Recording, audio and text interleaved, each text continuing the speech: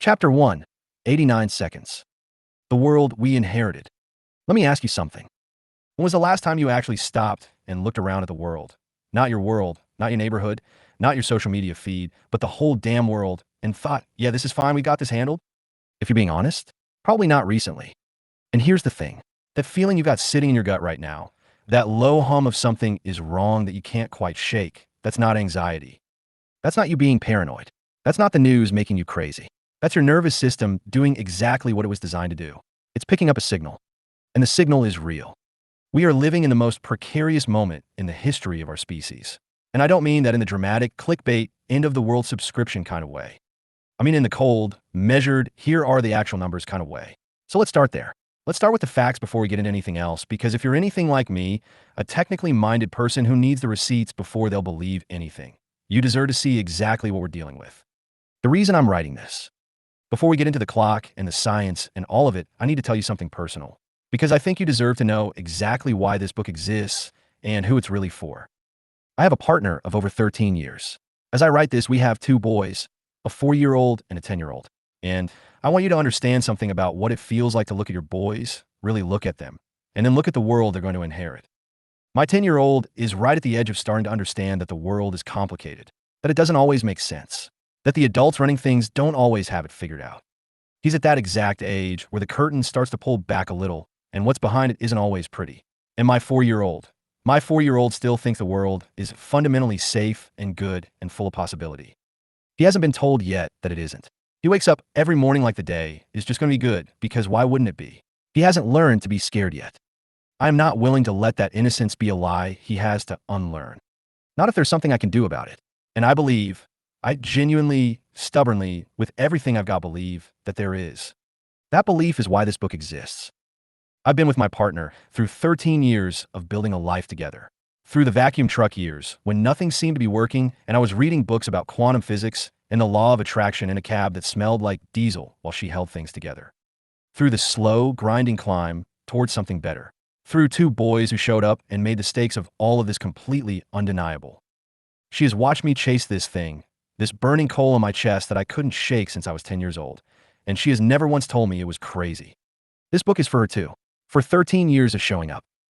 And it's for my boys, for the 4-year-old who still believes the world is good, for the 10-year-old who is just starting to ask hard questions about it. I want the answers I give him to be honest. I want to be able to tell him that the world is hard right now, genuinely, measurably, scientifically hard, and that it is not hopeless, and that he has more power in it than anyone has ever told him. And that his old man spent years figuring that out and wrote it all down so he wouldn't have to start from scratch. That's the real dedication page of this book. Right here, this paragraph. Now let me show you what we're actually dealing with. The clock. In 1947, the world was still exhaling from the most destructive conflict in human history. World War II had just ended. Hiroshima and Nagasaki were still smoldering in the collective memory of every person alive. And a group of scientists who had worked on the Manhattan Project, the people who built the bombs, who understood better than anyone on Earth what those weapons actually did to human beings, sat down and asked themselves a question that nobody in power seemed to be asking loudly enough. How close are we to destroying ourselves? Not as a philosophical exercise, as a practical, measurable, ongoing assessment. They wanted a way to communicate the danger to the public that cut through the political noise and the military posturing and the comfortable numbness that sets in when a threat is too big to fully absorb. So they created the Doomsday Clock. The concept is straightforward. Midnight equals catastrophe, the end of human civilization as we know it. Not necessarily the end of every human being on Earth, though that's possible, but the end of the organized, functioning, forward-moving civilization that allows things like hospitals and food distribution and your kids going to school to exist. The scientists set the hands of the clock at a position that represented how close they believed humanity was to that midnight based on the best available evidence. And every year since then, the Bulletin of Atomic Scientists, a nonprofit organization founded by those same Manhattan Project scientists and now maintained by a board that includes dozens of Nobel laureates, reviews the global situation and decides whether to move the hands forward toward midnight or backward away from it. Now here's the thing I need you to understand about this clock before we go any further. It is not a political tool. It is not run by one government or one party or one ideological camp. It is not trying to sell you anything. It is a group of some of the most credentialed scientific minds on the planet doing their honest best to measure something that most of us would rather not think about. When they move the hands, they publish detailed reports explaining exactly why. The reasoning is transparent. The methodology is debated and refined. This is as close to an objective measure of civilizational risk as humanity has ever created. And right now, it is saying something we need to hear. A history of the hands. To really understand where we are in 2026, you need to understand where we've been. Because the clock doesn't just tell you the time, it tells you the story of our choices as a species. It is a timeline of our best moments and our worst ones measured not in years, but in minutes and seconds of survival margin. When the clock was first set in 1947, the hand sat at 7 minutes to midnight. 7 minutes. The atomic age was brand new. The United States had just demonstrated to the world what nuclear weapons could do, and the Soviet Union was racing to build its own. The scientists who created the clock had seen the footage from Japan. They knew what they were measuring. 7 minutes felt like the honest truth about where humanity stood. In 1949, the Soviet Union successfully tested its first nuclear bomb. Suddenly, the United States wasn't the only country with the ability to end civilization. The clock moved to 3 minutes to midnight. 3 minutes. That fast. That's how quickly the calculus of human survival can shift when one decision gets made in a laboratory on the other side of the world. Then something remarkable happened. In 1953, both the United States and the Soviet Union tested hydrogen bombs. Weapons so vastly more destructive than the atomic bombs dropped on Japan that they represented an entirely new category of existential threat. The hydrogen bomb isn't just a bigger explosion. It's a weapon capable of destroying entire cities in a single detonation with a blast radius that makes the Hiroshima bomb look almost small by comparison. The clock moved to 2 minutes to midnight, the closest it had ever been. Humanity in 1953 was living in the shadow of weapons that could genuinely end organized civilization, and both superpowers had them pointed at each other. The years that followed were a slow and terrifying dance between escalation and negotiation. The clock moved back and forth as events unfolded. The Limited Test Ban Treaty in 1963, which prohibited nuclear weapons testing in the atmosphere, underwater, and in space, pushed the hands back to 12 minutes. Progress. Actual measurable progress driven by human beings deciding that cooperation was more valuable than competition at the edge of annihilation. Then the Vietnam War escalated. Nuclear arsenals kept growing. The clock moved forward again, back to 7 minutes in 1968. The early 1970s brought the strategic arms limitation talks between the US and Soviet Union, the first serious bilateral effort to actually cap the growth of nuclear weapons. The clock moved back to 12 minutes again in 1972.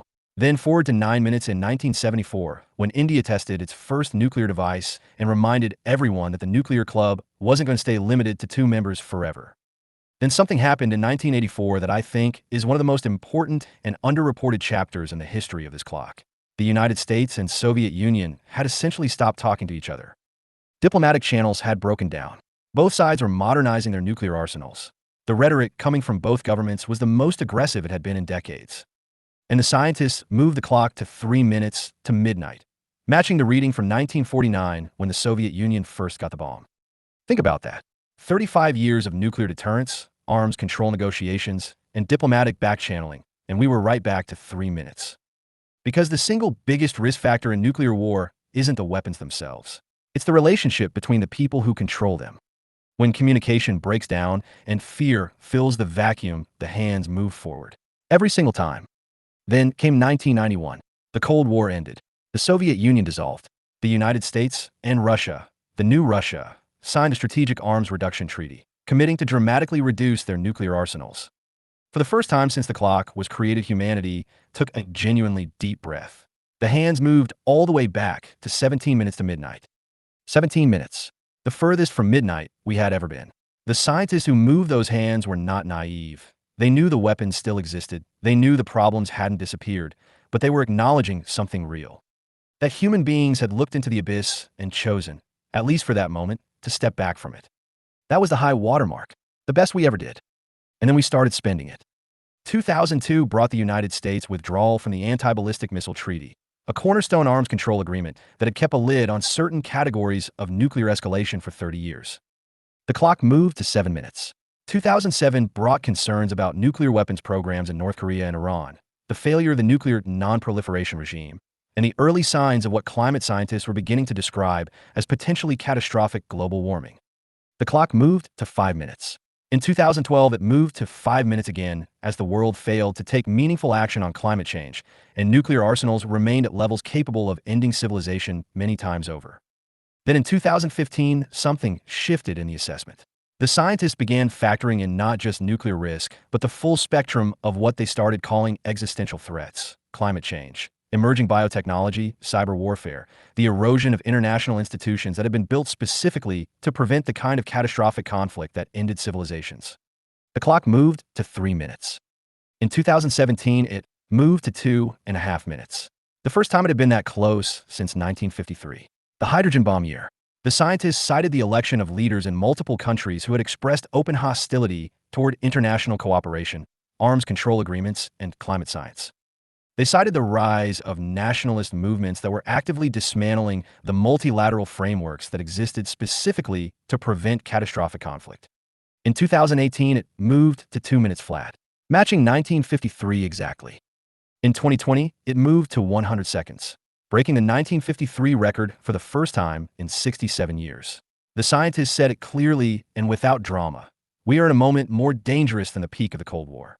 More dangerous than the hydrogen bomb tests. More dangerous than the Cuban Missile Crisis. More dangerous than any moment in the 73-year history of this clock. And in 2023, it moved again to 90 seconds. And as I write this in 2026, we are at 89 seconds. 1 second closer than we were 3 years ago. 1 second. That doesn't sound like much until you understand what it represents. That after every assessment, after reviewing every diplomatic development and every arms control agreement and every climate report and every geopolitical trend, the scientists looked at the full picture of where humanity stands and concluded that we are still moving in the wrong direction. We are not plateauing. We are not holding steady. We are trending toward midnight. Slowly, incrementally, one agonizing second at a time. What the clock actually measures. I want to take a moment here to be really clear about something, because I think there's a misconception about what the Doomsday Clock is tracking. A lot of people hear about it and assume it's just about nuclear weapons. Like it's a Cold War relic that we dust off whenever Russia and the United States start rattling sabers at each other. That's not what it is anymore. And honestly, it hasn't been for a while. The Bulletin of Atomic Scientists now evaluates 3 primary categories of existential risk when they assess the clock. The first is nuclear weapons, the original reason the clock was created. And this category alone should terrify us. There are currently approximately 12,400 nuclear warheads in the world across 9 countries. Of those, roughly 9,000 are in military stockpiles actively maintained for potential use. The United States and Russia together hold about 90% of them. A full-scale nuclear exchange between just those 2 countries, not involving China or the UK or France or India or Pakistan or North Korea or Israel, would not just kill the hundreds of millions of people in the direct blast zones. It would inject enough smoke and soot into the upper atmosphere to block sunlight globally for years. Scientists call this nuclear winter. Crop failures worldwide. Famine on a scale that would kill billions. The collapse of global supply chains. The end of modern civilization, not from the bombs themselves, but from what happens to the planet's climate and food systems in the aftermath. This is not science fiction. This is published, peer-reviewed science that has been examined and re-examined for decades. The second category is climate change. And I want to be careful here, because climate has become politically charged in a way that obscures the underlying physics, which are not political at all. The planet is warming. Global average temperatures have risen approximately 1.1 degrees Celsius above pre-industrial levels. That doesn't sound like much until you understand that the difference in average global temperature between now and the last ice age, when much of North America was under a mile of ice, is only about 5 degrees Celsius. We're talking about changes that at the civilizational scale are enormous. Rising seas threatening coastal cities where hundreds of millions of people live. Increasing frequency and intensity of extreme weather events. Disruption of agricultural systems that feed billions. Mass displacement of human populations. The scientists who assess the clock aren't saying climate change will end civilization tomorrow. They're saying the trajectory we're on, if we don't change it, leads somewhere that looks a lot like midnight. The third category is what the scientists call disruptive technologies, and this is the one that I think most people underestimate because it's the newest and the least understood. This includes things like artificial intelligence developing faster than our ability to govern it, synthetic biology making it increasingly possible for small groups or even individuals to engineer pathogens, and cyber capabilities that could take down critical infrastructure, power grids, water systems, financial networks, at a scale and speed that previous generations of warfare couldn't approach. The COVID-19 pandemic demonstrated in real time how a biological threat could destabilize global systems that we assumed were robust. The scientists watched that unfold and moved the clock accordingly. What makes 89 seconds so uniquely terrifying is that all three of these categories are simultaneously at elevated risk levels. It's not that one thing is very bad and the others are manageable. It's that nuclear risk is high and climate risk is high and technological risk is high, and the international institutions that were specifically designed to help humanity navigate these threats are under unprecedented stress. The compounding effect of simultaneous risks is not linear. It's not 1 plus 1 plus 1 equals 3. It's more like 1 times 1 times 1 times all the ways they interact and accelerate each other. Resource scarcity from climate change, increasing the likelihood of conflict. Conflict increasing the probability that nuclear weapons get used. Weakened international cooperation, making it harder to address any of it. Disruptive technologies, making all of the above faster and less predictable. This is the world my boys are going to grow up in if we don't do something different. This is the world your kids are going to grow up in. And I need you to feel the weight of that, not so you'll be paralyzed by it, but so you'll understand why what comes next in this book isn't optional. This isn't a nice to have. This isn't self-improvement for its own sake. This is survival technology dressed up as a book about the law of attraction. What's actually happening? The Doomsday Clock doesn't move to 89 seconds because of one thing. We just covered that. It's not just nuclear weapons. It's not just climate change. It's not just AI running loose or political systems cracking under their own weight or the fact that we can't seem to agree on basic reality anymore as a species. It's all of it, at the same time, converging. And underneath all of it, underneath every single one of these compounding risks, there's one root cause that nobody in a position of power seems to want to address directly. The way we're collectively thinking about the future. I know how that sounds. Stick with me. Earl Nightingale said something in 1956 that has rattled around in my head ever since a friend played me that recording out in far west Texas when I was 21 years old. He said, "We become what we think about." And I want you to think about that not just as personal development advice, but as a description of how reality actually functions at every scale, individual, collective, civilizational. We're 8 billion people thinking about right now. Go look at the most watched news segments. Go look at what trends on social media. Go look at what sells in entertainment. Go look at what people are talking about at the dinner table, in the bar, and the break room at work. We're thinking about collapse. We are thinking about scarcity. We are thinking about division. We are thinking about the end. We are absolutely marinating in a frequency of fear, and it has been turned up so loud for so long that most of us don't even hear it as noise anymore. It's just the background hum of existing in 2026. And if Nightingale is right, and I'm going to spend a significant portion of this book arguing that the science suggests he is, then we have a very serious problem on our hands. Because if we become what we think about, then 8 billion people obsessively thinking about collapse is not just a mood. It's a blueprint. It's a broadcast signal, and we're all transmitting it. My boys are going to inherit whatever world that signal builds. So are yours. So, is every kid on this planet right now who still wakes up thinking the day is just going to be good, because why wouldn't it be? We owe them better than what we're currently broadcasting. The second law and why your life feels exhausting. There's a principle in physics called the second law of thermodynamics. In technical terms, it states that in any closed system, entropy, which is basically a measure of disorder and chaos, will always increase over time unless energy is actively applied to organize it. In plain language, it means this: things fall apart on their own. Organization requires effort. Order doesn't happen by accident. Left to themselves, systems always move toward chaos. Now here's where it gets interesting for our purposes. The same principle that describes why your coffee gets cold and your car rusts and your desk gets messy, that same principle operates in social systems, in civilizations, in the collective organization of human beings trying to live together on a shared planet. When we stop actively putting energy into the systems that hold us together, when we stop investing in cooperation and shared purpose and the belief that a better future is actually achievable, those systems don't just plateau. They deteriorate. Entropy always wins unless something is actively fighting it. And here's something I want you to notice about your own daily life right now. Does it feel like you're constantly running just to stay in place? Like no matter how hard you work the pile, it doesn't get smaller? Like the world keeps throwing new problems faster than you can solve the old ones? Like you're tired in a way that sleep doesn't completely fix? That's entropy. That's what it feels like from the inside when a system is trending toward disorder. And it's exhausting because you're not imagining it. The resistance is real. The chaos is real. The feeling that something fundamental is wrong is real. I felt it during those years in the vacuum truck. My partner felt it. We were building something, but everything around us seemed to be working against the building of it. Every step forward came with friction that shouldn't have been there. And I didn't have the language for it at the time, but what I was experiencing was exactly this, trying to create syntropy in an increasingly entropic environment. That word, syntropy, is the counterforce to entropy. It's the tendency of certain systems not just to maintain order, but to actively generate it. To pull toward greater complexity and coherence rather than away from it. Life itself is syntropic.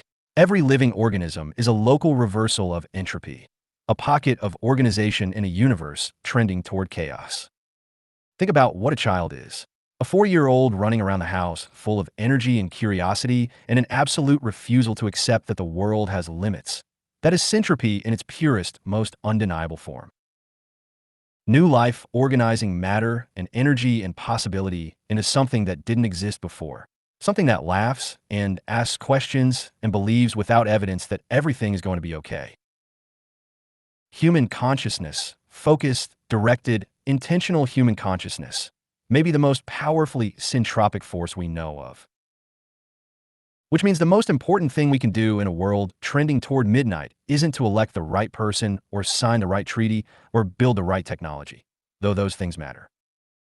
It's to consciously redirect the signal, to stop broadcasting entropy and start broadcasting something else entirely. That's not wishful thinking. That's physics with a purpose. And it's the foundation that everything else in this book is built on. Why your leaders can't save you, and why that's actually okay. I want to be careful here because I'm not trying to tell you that political action doesn't matter, or that systems don't matter, or that we should all just go meditate and hope for the best. That is absolutely not this book. But I need to say something that might be uncomfortable. The people currently in positions of power, political leaders, corporate executives, institutional heads, were largely selected by systems that were designed for a different era. Systems optimized for stability and incremental change in a world that is now in rapid, nonlinear transformation. They're, most of them, not all, but most, operating with maps that no longer match the territory. And the terrifying truth is that by the time institutional power moves fast enough to address an existential threat, the threat has usually already done most of its damage. We cannot wait for them. We genuinely do not have that kind of time. Look at the history of the clock we just walked through. The hands moved back, meaningfully, significantly back, exactly twice in 79 years. In 1963, after the Limited Test Ban Treaty, and in 1991, after the end of the Cold War and the signing of START. Both times the movement happened because enough people, scientists, activists, ordinary citizens who were paying attention and making noise, created enough pressure that the people in power had no choice but to act. The leadership didn't lead. They followed. They followed the shift in collective consciousness that made the cost of continued escalation higher than the cost of pulling back. That is the historical template. That is what actually works. And that is exactly what this book is trying to help create at a scale and speed that matches the urgency of where that clock is sitting right now. Napoleon Hill understood this when he wrote Think and Grow Rich in 1937. He wasn't writing for the industrialists and bankers who'd caused the crash. He was writing for the regular person sitting in the wreckage of the Great Depression, trying to figure out if there was a future worth building toward. He was saying quietly, persistently, with complete and unshakable conviction, the power to change this situation is not up there. It's in here. In the way you think, in what you decide to believe is possible, in what you choose to hold in your mind as the image of what comes next. He wrote that book when the evidence for optimism was thin and the evidence for despair was everywhere. And it worked. Not because it was magic, because it was true, because the principle he was describing, that directed, focused thought shapes outcomes at every scale from individual to civilizational, is as real as gravity. It was real in 1937. It is real in 2026. And we need it now more than we have ever needed it in the history of our species. I have a 4-year-old who wakes up every morning like the world is good. I need that to still be true when he's old enough to find out whether we did anything about it. The signal you're already sending. Here's something I want you to sit with for a minute. Right now, as you're reading this, wherever you are, your brain is generating an electromagnetic field. That's not metaphor. That's not law of attraction will. That's measurable, documented, observable biology. Your brain produces electrical activity, and electrical activity produces electromagnetic fields. The HeartMath Institute has been studying this for decades and has documented that the heart alone generates an electromagnetic field measurable several feet outside the body. You're a broadcasting tower. You have been your entire life. The question was never whether you're transmitting. You always are. The question is what frequency you're transmitting on. And right now, in 2026, most of us are transmitting fear, scarcity, overwhelm, the low, dull frequency of people who have stopped believing that the future is something they have a hand in building. And that signal radiates outward from you into every room you walk into, every conversation you have, every interaction with your kids, your partner, your colleagues, the stranger at the gas station. You are affecting the field around you whether you're doing it consciously or not. My partner of 13 years feels my signal. My boys absorb it. When I come home, carrying the weight of everything wrong in the world, they feel that before I say a single word. Kids especially, they're extraordinarily sensitive receivers. They pick up the frequency of the adults around them, and they wire it in as their baseline understanding of what the world is like. What I broadcast in my own home is shaping what my boys believe is normal, what is possible, what is safe, what the future looks like. That is not a small thing. That is enormous. And it works the same way in your home, your workplace, your neighborhood, your city. You're always broadcasting. The only question is what? So now flip that around. What would happen, what might actually measurably happen, if enough of us shifted that signal deliberately? If instead of broadcasting fear, we started broadcasting something that felt more like I see what's happening, I'm not okay with it, and I actually believe we can do something about it? What if the mom on her Kindle shifted her signal, and the teenager at 2 a.m. shifted his, and the veteran who got left behind shifted his, and the McDonald's worker who wants to change the world shifted hers? And you shifted yours? What would 8 billion people feel like if enough of them stopped transmitting the end and started transmitting the beginning of something better? What if enough of us shifted the frequency of this planet that the scientists who sit down every year to assess the Doomsday Clock looked at the global picture and for the first time in years had to move the hands back? Not because a treaty got signed, not because a politician made a speech, because the people, the regular, non-famous, non-powerful people, changed what they were broadcasting into the shared field of human consciousness. That is not a fantasy. That is the historical record of every time the hands have ever moved in the right direction. People first, institutions second. We're going to spend this entire book building toward that. Chapter by chapter, exercise by exercise, we're going to construct the argument that the shift is possible, explain the science that suggests it's not just possible, but necessary, and hand you the tools to actually do it in your daily life. Not as a spiritual practice for the already converted, as a survival technology for every single person on this planet regardless of what they believe or don't believe, regardless of how much money they have or don't have, regardless of whether they're a network engineer in West Texas or a mom trying to get her kids to school or a teenager who doesn't know yet that they matter enormously to how this thing ends. But it starts here, with honesty about where we are. We are at 89 seconds to midnight. Our leaders aren't going to fix it. The news isn't going to fix it. Waiting isn't going to fix it. You and the 8 billion people just like you who haven't figured out yet that they have power, that's what's going to fix it. Or it won't get fixed. And our boys, yours and mine and everyone else's, will grow up in whatever world results from that choice.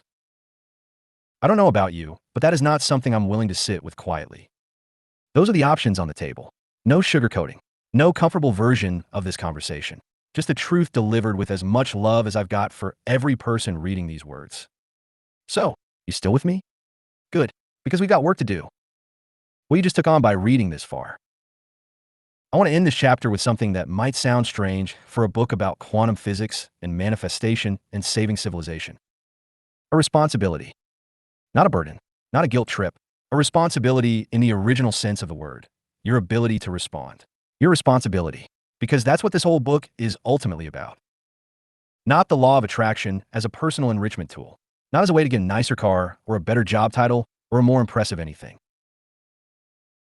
As your specific individual contribution to the only project that actually matters right now. Keeping the lights on for our species long enough that our kids and their kids get to find out what humanity is actually capable of when it isn't scared. When I look at my 10-year-old, I see a kid who is right at the age I was when I first started feeling that burning coal in my chest.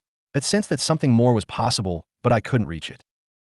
He's at the beginning of figuring out who he is and what kind of world he lives in, and what he decides to believe about the future. What gets wired into him in these next few years is going to shape not just his life, but everything and everyone he touches for the rest of it. That is not small. That is the whole ballgame. And it is happening in households all over this world right now. 8 billion people's children wiring in their beliefs about what's possible, about whether the future is worth fighting for, about whether one person's thoughts and actions and choices actually matter in a world this big and this broken. I believe they do. I have lived proof that they do. And that proof isn't theoretical. It's a career I built from a vacuum truck, a book I wrote without a publisher, clients I serve without a corner office, a life that looks nothing like what poverty said it was allowed to look like. None of that happened by accident. None of it happened by thinking small. And none of it happened alone. It happened because my partner stood next to me through 13 years of becoming, and because 2 boys showed up and made giving up completely unacceptable. You felt something when you picked up this book. Maybe you can't name it exactly. Maybe it's just a low hum of I need to do something, but I don't know what. Maybe it's the same thing I felt at 10 years old, crying myself to sleep wishing for a genie. That feeling is data. That feeling is the coal in your chest that's been trying to tell you something important about who you are and what you're capable of and what you owe to the people who are counting on you even if they don't know it yet. Listen to it. Because here's what I know from everything I've lived and read and built and failed at and rebuilt. That feeling doesn't go away. It just gets louder or quieter depending on whether you're moving toward it or away from it. This book is the move toward it. For you, for your kids, for my boys, for the strangers at the gas pump you'll never meet who are counting on enough of us to wake up in time. For the 4-year-old who still thinks the world is fundamentally good and deserves to find out that he was right all along. Let's make sure he is. Let's get to work. In Chapter 2, we're going to do something most people actively avoid. We're going to look honestly at where you are right now. Not to judge it. Not to shame it. Not to fix it overnight. Just to see it clearly. Because you cannot navigate to a new destination until you know your current coordinates. The practice at the end of Chapter 2 is going to give you the most important diagnostic tool in this entire book, your personal entropy audit. An honest, no bullshit assessment of what signals you're currently broadcasting into the world and what it's actually going to take to change them. It's not comfortable, but neither is 89 seconds. Keep going.